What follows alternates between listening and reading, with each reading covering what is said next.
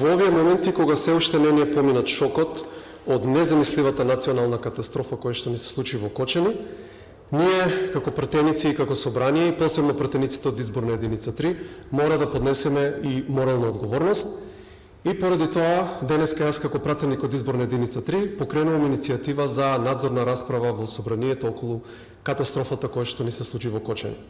Сега, ние таа надзорна расправа ја планираме во постојаната анкетна комисија за слободите и правата на граѓанинот, која што ја раководи Димитар Апасиев.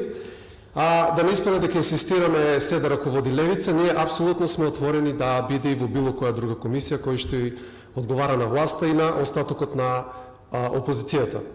За таа цел се потребни минимум 15 подписи и ние денес ги даваме, значи, нашите 6. Отвараме простор и да има и анкетна комисија. Дали има постојана анкетна комисија во која што мислиме да се одржи расправата, но може да има и привремена анкетна. Во тој случај ќе се повикаме на член 76 став 3 од Уставот, со кој што се потребни 20 подписи и апсолутно, значи, на нас не е битно ние да го раководиме процесот, поентата е нешто да се почне и сега веднаш за да дојдеме до одговорите кои што ни се потребни. За жал, гледаме во медиумите дека ВМРО, ДПМН и СДСМ се препукуваат околу надзорна, околу анкетна, дали треба да има, дали не, дали само за Кочани, дали и за другите катастрофи кои што не задесија како Ласкарци, Беса Транси и посебно нели катастрофата со пожарот во модуларната болница во Тетово.